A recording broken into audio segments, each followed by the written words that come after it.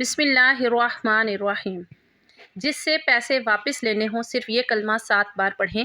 محترم ناظرین و سامعین، یہ جو آج کا عمل بتا رہی ہوں میں تو سمجھتی ہوں کہ تقریباً ہر بندے کے ساتھ یہ مسئلہ ہوتا ہے، اور وہ کیا ہے کہ بندہ پیسے تو دے کے بیٹھ جاتا ہے، لیکن وہ پیسے جس کو دیے جاتے ہیں اب اس سے پیسے لینا بڑا دشوار کام ہو جاتا ہے۔ پیسے وصول کرنے کا ایسا عمل آپ کو بتا رہی ہوں کہ جس کے پاس کچھ رقم باقی ہو، یا بزنس کرتے ہوں، یا ویسے ہی آپ نے ادھار میں دی ہو اور وہ ادا کرنے میں ٹال مٹول سے کام لے رہا ہو، تو آپ یہ عمل کریں۔ انشاءاللہ آپ دیکھیے گا اس عمل کی برکت سے، خیر مؤثر حقیقی تو اللہ تبارک و تعالی ہے، لیکن اس عمل کی برکت سے اللہ رب العزت کی رحمت جب متوجہ ہوگی، انشاءاللہ وہ شخص آپ کے پیسے جو ٹال مٹول کر رہا ہے دینے میں، وہ ادا کر دے گا۔ بلکہ میرے ساتھ بھی کئی دفعہ ایسا ہوتا ہے کہ پیسے دے دیتے ہیں، لیکن وہ وقت مقررہ میں دینے کی بجائے وہ ٹال مٹول سے کام لے رہے ہوتے ہیں، یا بالکل ہی جواب نہیں دیتے۔ تو اسی طرح کے مسائل ہر ایک کے ساتھ ہوتے ہیں، میرے ساتھ بھی ہوتے ہیں۔ سب سے زیادہ فائدہ مند یہ عمل ان کے لیے ہے جو کاروباری حضرات ہیں، ان کے پیسے تو پینڈنگ رہتے ہیں، اس کو دیا مال، اس کو دیا، اب اس سے پیسے لینے ہیں، اب وہ ٹال مٹول سے کام لے رہا ہے، تو اس طرح سے معاملات ہوتے ہیں کاروباری حضرات کے ساتھ۔ محترم ناظرین، اسلام میں قرض ادھار ایک بہت اہم اور حساس معاملہ ہے۔ قرآن و سنت نے اس کو صرف مالی لین دین نہیں بلکہ امانت، ذمہ داری اور اخلاقی امتحان قرار دیا ہے۔ اسلام میں قرض دینا ایک بہت بڑی نیکی ہے، کیونکہ یہ ضرورت مند کی مدد ہے۔ اللہ تعالیٰ فرماتے ہیں جو اللہ کو اچھا قرض دیتا ہے اللہ اسے کئی گنا بڑھا دیتا ہے۔ ضرورت مند کی مدد کرنا اللہ رب العزت کو قرض دینا ہے، اللہ اس کا اجر بڑھا دیتا ہے۔ قرآن پاک میں سب سے لمبی آیت قرض میں اللہ رب العزت فرماتا ہے، اے ایمان والو، جب مقررہ مدت کے لیے قرض کا لین دین کرو تو اسے لکھ لیا کرو۔ قرض لکھا جائے، مدت واضح ہو، گواہ رکھے جائیں تاکہ جھگڑا نہ ہو۔ قرض امانت ہے۔ اللہ تعالیٰ فرماتے ہیں بے شک اللہ تمہیں حکم دیتا ہے کہ امانتیں ان کے حقداروں کو ادا کرو۔ قرض بھی ایک امانت ہے، اسے واپس کرنا فرض ہے۔ نبی کریم صلی اللہ علیہ وآلہ وسلم نے فرمایا، مومن کی روح اس وقت تک معلق رہتی ہے جب تک اس کا قرض ادا نہ ہو جائے۔ قرض کی ادائیگی بہت اہم ہے، اس میں غفلت آخرت کے لیے نقصان دہ ہے۔ رسول اللہ صلی اللہ علیہ وآلہ وسلم نے فرمایا، امیر شخص کا قرض ادا کرنے میں ٹال مٹول کرنا ظلم ہے، یعنی اگر کوئی ادا کر سکتا ہو پھر بھی نہ دے تو یہ گناہ اور ظلم ہے۔ نبی کریم صلی اللہ علیہ وآلہ وسلم نے فرمایا، جو مسلمان دوسرے مسلمان کو 2 مرتبہ قرض دیتا ہے یہ ایک صدقہ دینے کے برابر ہے۔ قرض دینا بھی ثواب ہے، اللہ اس کا بدلہ دیتا ہے۔ اسلام میں بہتر طریقہ یہ ہے کہ قرض دیتے وقت نیت صاف ہو، قرض لکھا جائے، گواہ ہوں، وقت مقرر ہو، ضرورت کے بغیر نہ لیا جائے، جلد واپس کرنے کی کوشش ہو، وعدہ پورا کیا جائے، واپس لیتے وقت نرمی اختیار کی جائے، عزت کے ساتھ یاد دہانی ہو، صبر کیا جائے۔ اگر قرض واپس نہ ملے تو اسلامی طریقہ یہ ہے کہ نرمی سے بات کرنا، بار بار ادب کے ساتھ یاد دلانا، کسی بزرگ یا ثالث کو شامل کرنا، آخر میں شرعی اور قانونی راستہ، لیکن غصہ، لڑائی اور ظلم سے منع کیا گیا ہے۔ قرض لینا جائز ہے مگر ذمہ داری کے ساتھ۔ قرض دینا نیکی ہے، واپس کرنا فرض ہے، ٹال مٹول کرنا ظلم ہے۔ اسلام ہمیشہ انصاف، نرمی اور دیانتداری سکھاتا ہے۔ اللہ تعالیٰ فرماتے ہیں، اے ایمان والو، جب تم کسی مقررہ مدت کے لیے قرض کا لین دین کرو تو اسے لکھ لیا کرو۔ اس آیت سے معلوم ہوتا ہے کہ ادھار لین دین کو لکھنا چاہیے، گواہ رکھنا چاہیے تاکہ بعد میں جھگڑا نہ ہو۔ قرآن پاک میں ارشاد باری تعالیٰ ہے، بے شک اللہ تمہیں حکم دیتا ہے کہ امانتیں ان کے حقداروں کو ادا کرو۔ جو چیز یا پیسہ کسی سے لیا جائے وہ واپس کرنا فرض ہے، ٹال مٹول کرنا غلط ہے۔ نبی کریم صلی اللہ علیہ وسلم نے فرمایا، مومن کی روح اس وقت تک معلق رہتی ہے جب تک اس کا قرض ادا نہ ہو جائے۔ قرض ادا کرنا بہت اہم ہے، اس میں غفلت نہیں کرنی چاہیے۔ رسول اللہ صلی اللہ علیہ وآلہ وسلم نے فرمایا، امیر کا قرض کی ادائیگی میں ٹال مٹول کرنا ظلم ہے۔ اگر کوئی ادا کرنے کی طاقت رکھتا ہے پھر بھی ٹال مٹول کرے تو یہ ظلم ہے۔ اللہ تعالیٰ کی مدد اور نصرت اسلام میں ایک بہت بنیادی اور تسلی دینے والا عقیدہ ہے۔ اس کا مطلب یہ ہے کہ اللہ اپنے بندوں کی مختلف طریقوں سے رہنمائی، حفاظت اور مشکلات سے نجات عطا فرماتا ہے، لیکن یہ مدد ہمیشہ ایک جیسے انداز میں نہیں آتی۔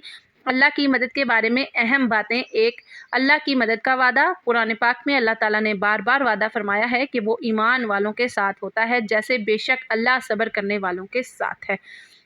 अगर तुम अल्लाह की मदद करोगे तो वो तुम्हारी मदद करेगा। इसका मतलब ये है कि अल्लाह की मदद उन लोगों के साथ ख़ास तौर पर होती है जो सब्र, नेक नियति और सही अमल इख्तियार करते हैं।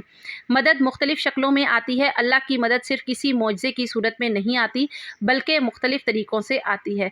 दिल को सुकून देना जब इंसान परेशान हो, सही रास्ता दिखाना, फ़ैसले आसान कर देना, मुश्किल से निकलने का सबब पैदा करना, अच्छे लोग या मौक़े फ़राहम करना, नुकसान से बचा लेना। बाज़ औक़ात हमें फ़ौरन एहसास नहीं होता कि यह अल्लाह की मदद है, लेकिन बाद में समझ आता है कि अल्लाह की मदद अमूमन इन हालात में आती है जब इंसान दुआ करता है, जब वो सब्र करता है, जब वो हलाल रास्ता इख्तियार करता है, जब वो दूसरों के साथ इंसाफ़ करता है। लेकिन ये भी याद रखना ज़रूरी है कि मदद का वक्त अल्लाह की हिकमत के मुताबिक होता है, ना कि हमेशा हमारी ख्वाहिश के मुताबिक। दुआ और कोशिश दोनों ज़रूरी हैं। इस्लाम में सिर्फ दुआ काफ़ी नहीं, बल्कि कोशिश भी ज़रूरी है। मिसाल के तौर पर अगर कोई पढ़ाई में कामयाबी चाहता है तो उसे मेहनत भी करनी चाहिए। अगर कोई मुश्किल से निकलना चाहता है तो उसे अमली कदम भी उठाने होंगे। अल्लाह की मदद का मकसद सिर्फ मुश्किल दूर करना नहीं, बल्कि इंसान की शख्सियत बेहतर बनाना, उसे सब्र और शुक्र सिखाना और उसे सही रास्ते पर रखना होता है। इस्लाम में अल्लाह की मदद दो चीज़ों के साथ जुड़ी होती है, सबब और कोशिश। इंसान जो अमली कदम उठाता है और तवक्कुल और भरोसा, नतीजा अल्लाह के सपुर्द कर देना। कुरान पाक में हज़रत मूसा अलैहिस्सलाम का वाक़या इसकी बड़ी मिसाल है। जब वो समंदर के किनारे थे और फ़िरौन पीछे था तो अल्लाह रब्बुल इज़्ज़त ने फरमाया कि लाठी मारो, रास्ता बन जाएगा। यानी मदद आई, लेकिन साथ अमल भी बताया। सिर्फ बैठकर इंतज़ार नहीं, बल्कि कोशिश और दुआ। अल्लाह की मदद हमेशा आज़माइश के बाद आती है। अक्सर लोग समझते हैं कि मुश्किल फ़ौरन ख़त्म हो जाएगी, लेकिन कुरान पाक के मुताबिक पहले आज़माइश, फिर सब्र, फिर मदद। कुरान पाक में है कि क्या तुम समझते हो कि तुम जन्नत में दाखिल हो जाओगे बगैर इसके कि तुम्हें आज़माइश आए। मुश्किल वक्त दरअसल अल्लाह की मदद के करीब होने की अलामत भी हो सकता है। अल्लाह बेहतरीन वक्त पर मदद करता है। इंसान का इल्म महदूद है, अल्लाह का इल्म कामिल है। मुमकिन है जो चीज़ हम अभी चाहते हैं वो हमारे लिए नुकसानदेह हो और जो देर से मिले वो बेहतरीन हो। दुआ की कबूलियत के 3 तरीके हैं। अल्लाह रब्बुल इज़्ज़त दुआ को हमेशा सुनता है, लेकिन जवाब 3 सूरतों में देता है। फ़ौरन वही चीज़ दे देता है, इससे बेहतर चीज़ अता करता है, या आने वाली मुसीबत को टाल देता है। इसलिए दुआ कभी ज़ाया नहीं जाती। अगर आप चाहते हैं कि अल्लाह की मदद करीब हो तो ये चीज़ें अहम हैं। 1, नमाज की पाबंदी। नमाज अल्लाह रब्बुल इज़्ज़त से ताल्लुक़ मज़बूत करती है। सच्चाई और हलाल रोज़ी। गलत रास्ता अल्लाह की मदद को दूर कर देता है। इस्तिग़फ़ार, गुनाहों से माफ़ी मांगना दिल को साफ़ करता है। सब्र, जल्दी घबरा जाना इंसान को कमज़ोर करता है। सब्र मदद को करीब करता है। दूसरों की मदद, जो बंदों की मदद करता है अल्लाह उसकी मदद करता है। अल्लाह की सबसे बड़ी मदद ये है कि अल्लाह इंसान के दिल को मज़बूत कर देता है। इंसान मुश्किल में भी टूटता नहीं, उसे उम्मीद रहती है। ये अंदरूनी ताकत बाज़ औक़ात बैरूनी हल से भी बड़ी नेमत होती है। किसी भाई ने सवाल किया कि अगर दोस्त कर्ज़ा वापस ना दे तो क्या करें? सवाल: मेरे दोस्त ने मुझसे कर्ज़ा लिया और अब वो वापस नहीं कर रहा। ऐसी सूरत में मुझे क्या करना चाहिए? जवाब: आपको चाहिए कि अपने दोस्त को मोहलत दें। हो सकता है कि वो तंगदस्त हो। जितनी मोहलत देंगे उतना सवाब मिलेगा। अगर माफ़ कर देंगे तो आपको और ज़्यादा सवाब मिलेगा। फिर ये आपके दोस्त भी हैं, और दोस्त तो फिर दोस्त होता है। अहयाउल उलूम में एक बुज़ुर्ग का वाक़या लिखा है कि उनके पास एक दोस्त हाज़िर हुआ और कुछ पैसों का सवाल किया। वो बुज़ुर्ग घर के अंदर गए और अपनी बीवी से कहा कि इतनी इतनी रकम दे दो। उसके बाद वो रकम लाकर दोस्त के हवाले कर दी। उसके जाने के बाद घर में आकर रोने बैठ गए। बीवी ने कहा, जब आपको इतना सदमा हो रहा है तो उसे पैसे देते ही नहीं। तो उन बुज़ुर्ग ने जवाब में बड़ी प्यारी बात कही, मैं इसलिए नहीं रो रहा कि मेरे पैसे चले गए, बल्कि मैं तो इसलिए रो रहा हूँ कि मैंने अपने दोस्त की खबर क्यों नहीं रखी, हत्ता कि उसे मेरे दरवाजे तक आना पड़ा। मुझे इसके हालात की खबर होनी चाहिए थी ताकि उसके मांगे बगैर उसकी ज़रूरत पूरी कर देता। मोहतरम नाज़रीन, जिसने कर्ज़ा लिया अगर वो झूठ बोलता है तो गुनाहगार और अज़ाबे नार का हकदार होगा, क्योंकि वो अपने कर्ज़ ख्वाह को धोखा दे रहा है। वैसे ही बग़ैर झूठ बोले सिर टरखाना भी अच्छी बात नहीं है, क्योंकि किसी भी हाल में कर्ज़ तो अदा करना ही पड़ेगा, चाहे घर का डेकोरेशन वाला सामान ही क्यों ना बेचना पड़े। इसी तरह घर में बहुत सा इजाफ़ी सामान मौजूद होता है, जैसे बाज़ों के घरों में इस्तेमाल के अलावा ज़ायद कपड़े होते हैं। इसी तरह शोकेस पर सजाया जाने वाला सामान मौजूद होता है जो बहुत ही कीमती होता है, लेकिन सिर्फ कर्ज़दार को टरखाने के लिए अपने आप को तंगदस्त कह रहे होते हैं। ऐसा नहीं करना चाहिए, क्योंकि कर्ज़ा तो कर्ज़ा है। किसी भी सूरत में अदा तो करना ही होगा। एक और भाई ने सवाल किया कि कर्जदार को मोहलत देना कैसा है? अगर कोई कर्ज ख्वाह अपने कर्जदार के बारे में ये जानना चाहता हो ये तंगदस्त है या नहीं, अगर तंगदस्त हुआ तो उसे माफ़ कर दूंगा, तो उसे क्या करना चाहिए? जवाब, दोस्त के बारे में तो दोस्त को मालूमात होती हैं कि ये कितने पानी में है। बाज़ औक़ात आदमी तंगदस्त होता है लेकिन सफ़ेद पोश होता है और बड़ी मुश्किल से गुज़र बसर कर रहा होता है। इसी तरह के बेशुमार लोग मिलेंगे जो कपड़ों के एतबार से सेठ लगते हैं, लेकिन महीने की आखिरी तारीख़ों में उनके हालात ख़राब हो जाते हैं। महीने की इब्तदाई तारीख़ों में ये सेठ होते हैं, महीने के दरमियान में आहिस्ता आहिस्ता ख़र्चा होता है और आखिरी अय्याम में कफ़ायत शुआरी से काम लेते हैं।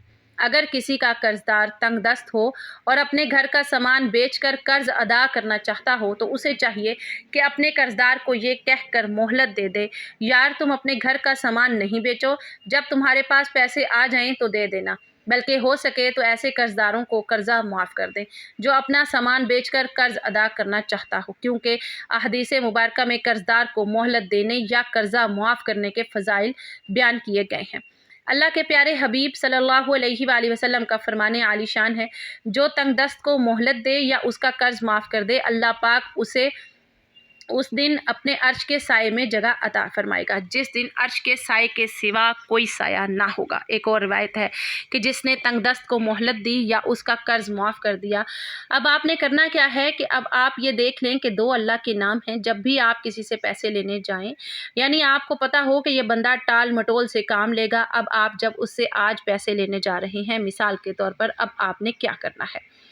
आप अपनी दुकान से या अपने घर से उसके पास जाते वक्त, यानी उसके घर तक जाते या दुकान तक जाते वक्त, आपने या अजीज़ू या लतीफ़ू लगातार पढ़ते जाना है।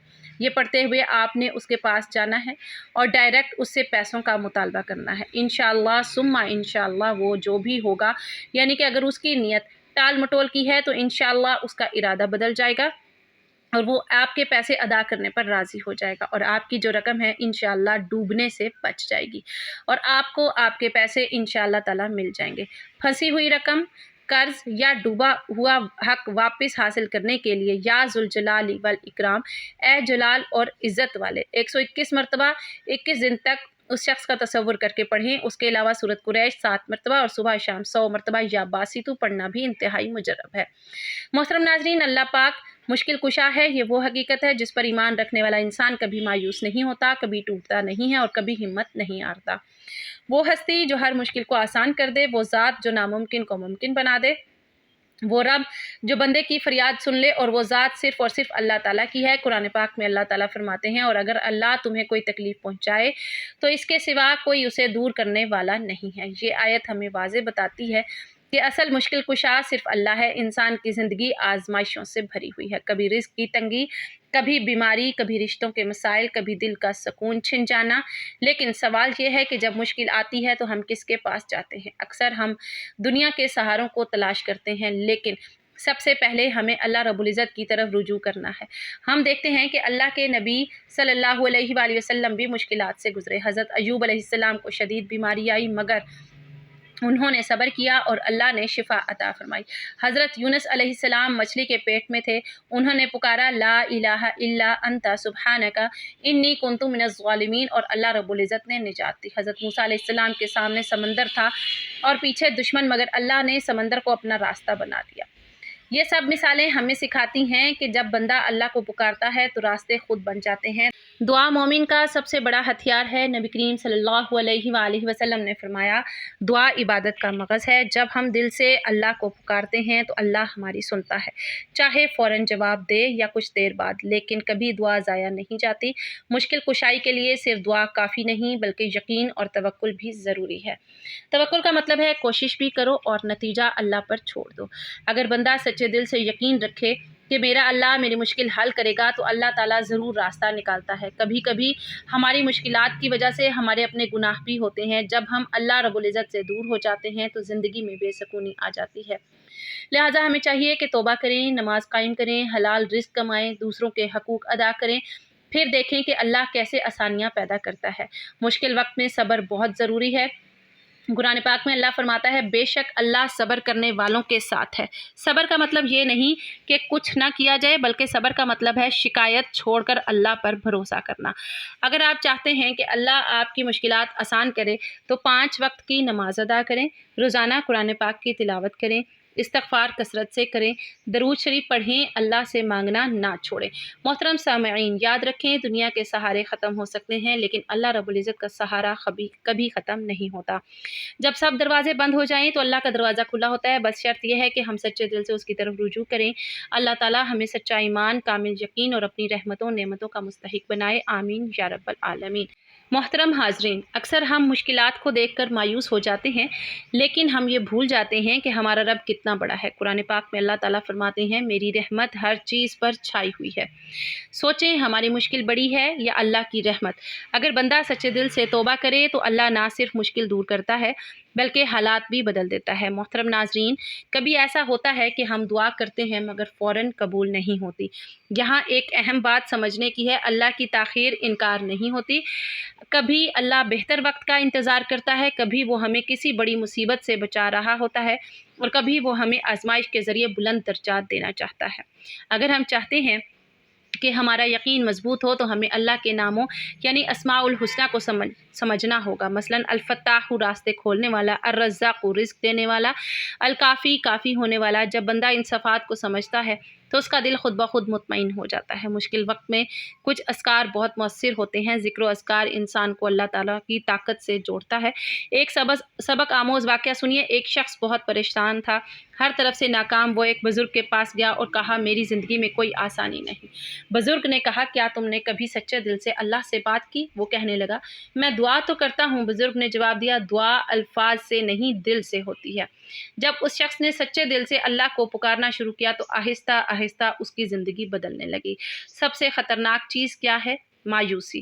قرآن پاک میں اللہ فرماتے ہیں اللہ کی رحمت سے نا امید نہ ہو جائے۔ یاد رکھیں مایوسی شیطان کی طرف سے ہے اور امید اللہ رب العزت کی طرف سے ہے۔ اگر آپ واقعی چاہتے ہیں کہ اللہ آپ کی مشکلات کو آسان کرے، رات کے آخری حصے میں اٹھ کر دعا کریں یعنی تہجد، چھپ کر صدقہ کریں، کسی کی مدد کریں، والدین کی خدمت کریں، یہ وہ اعمال ہیں جو اللہ رب العزت کو بہت پسند ہیں۔ محترم سامعین، اگر آج آپ کسی مشکل میں ہیں، اگر آپ کے دل میں بوجھ ہے، اگر آپ کو لگتا ہے کہ کوئی راستہ نہیں، تو آج ایک فیصلہ کریں، سب کو چھوڑ کر صرف اللہ کو پکڑ لیں، رو کر مانگیں، دل سے مانگیں، یقین کے ساتھ مانگیں، پھر دیکھیں وہی اللہ جو سمندر کو راستہ بنا سکتا ہے وہی آپ کی مشکل کو بھی آسان کر دے گا۔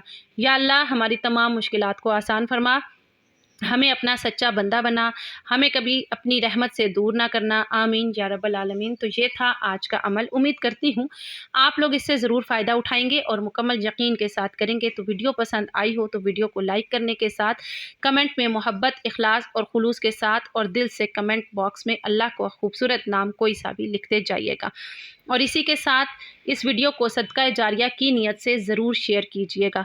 تو دیجیے اسی کے ساتھ مجھے اجازت، تب تک اپنا اور اپنوں کا اور پڑوسیوں کے حقوق کا خاص خیال رکھا کیجیے۔ السلام علیکم ورحمۃ اللہ وبرکاتہ۔